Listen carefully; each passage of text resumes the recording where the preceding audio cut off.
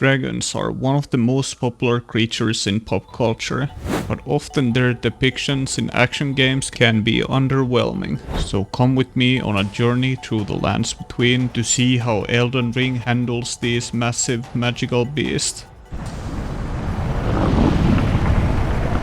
The dragons in Elden Ring are segregated into two categories: normal dragons and ancient dragons. The biggest differences are the front legs that only the ancient dragons have, and on top of being amputated at birth, the normal dragons can't also use the red dragonic lightning.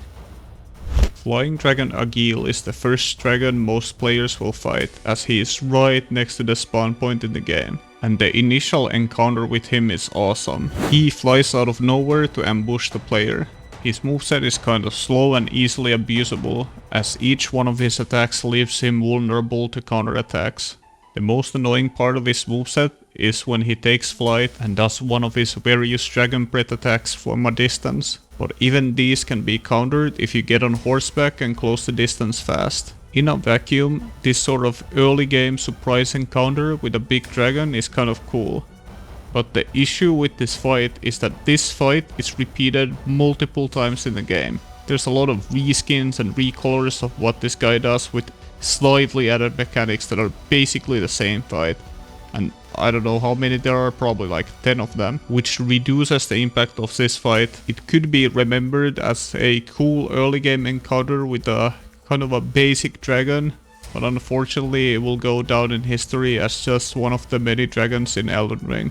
And no, I won't be talking about any of those dragons, so we're skipping straight to 40 And this dragon already has some lore in it, so as the most reputable Elden Ring lore source, let me summarize it for you. So in Round Table Hold, there's this girl Fia who will give you a hug if you talk to her, and this will obviously make you simp her. But unfortunately she already has a Giga Chad husband who's dead, and she's trying to resurrect him. Unfortunately this summons his old body dragon who we have to fight. And after that the girl is dead. At the end of the game you can make her wishes come true, making the entire world undead, resurrecting both her and her husband, making this entire simping journey pointless.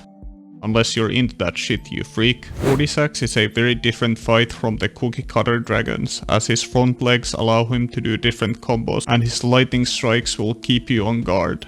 An especially annoying part of his kit is when he leaves his lightning remain on the player that you have to dodge later. And this should be a really long time to figure out what to do with it, but you can actually just run away from it, or just to keep moving and it will never hit you.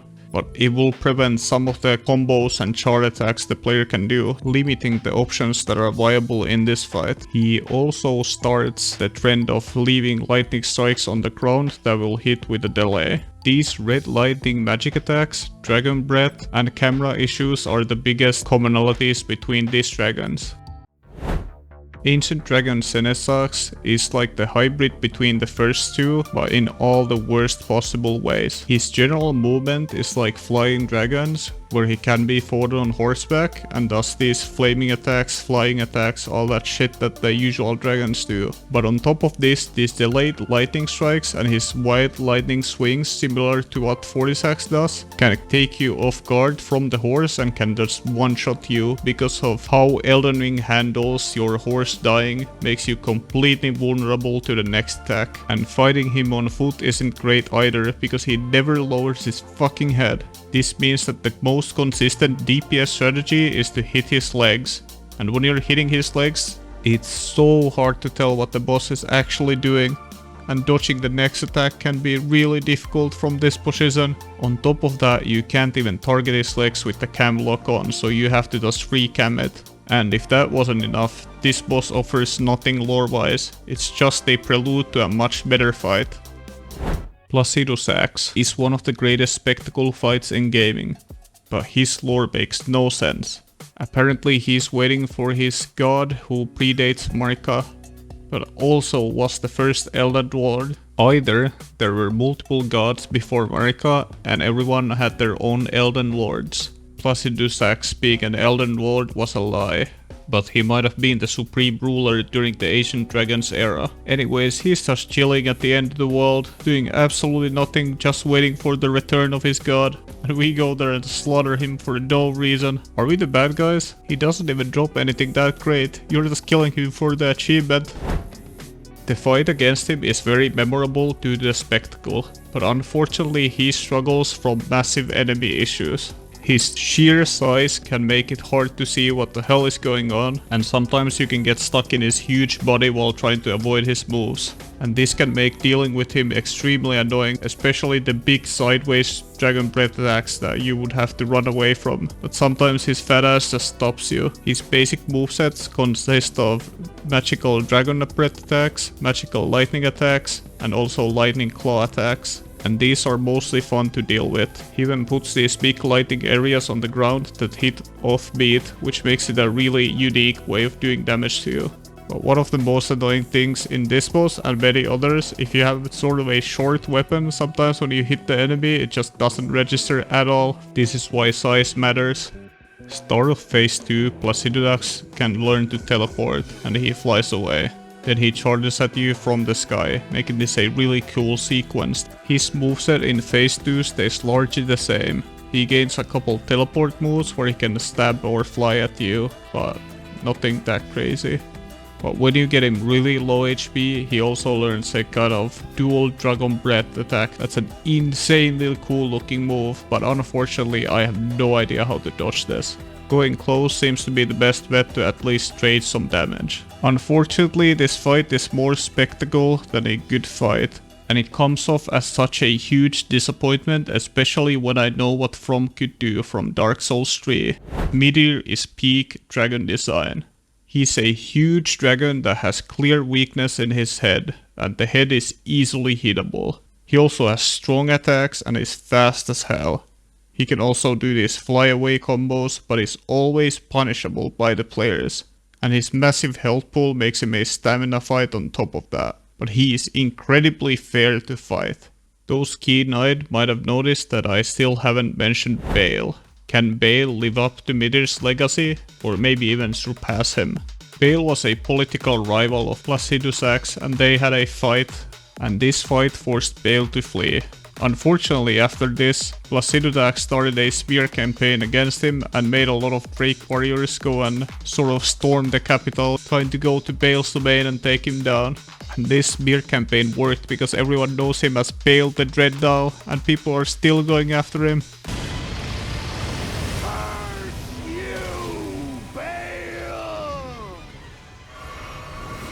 I hereby vow you will a true great warrior, and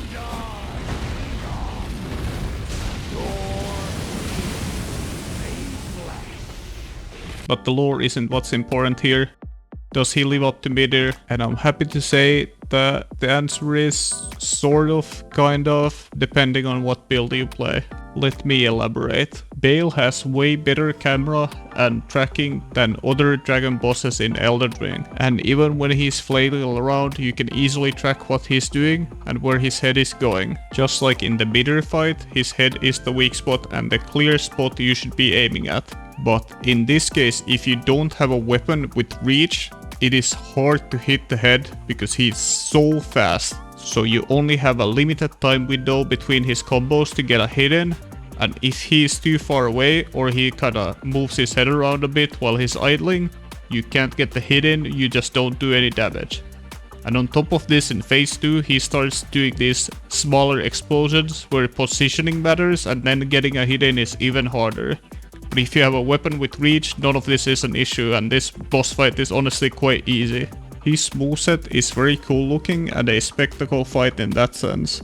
Also, just dodging his moves is pretty natural feeling, and you can easily get a sense of what he's doing next or what attack is coming, even though he has a huge variety of moves. And I find this visual clarity in this hectic fight impressive. However, there is one move that I get mixed up.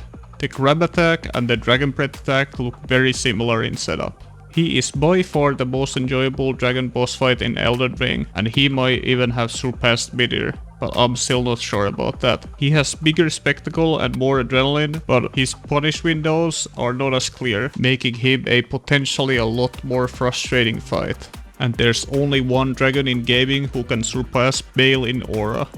Overall, I think Elden Ring has some mixed dragon design. The huge repetition in the same or very similar dragon fights with just a different color of breath and one new mechanic that doesn't really do anything waters down the experience a lot. But when thinking about the later game encounters and the encounters I've highlighted here, I think there's some great dragons in this game. However, fighting wise, only Bale is a top tier fight. What do you think? Who's your favorite dragon to fight in games? Also like and subscribe. Bye!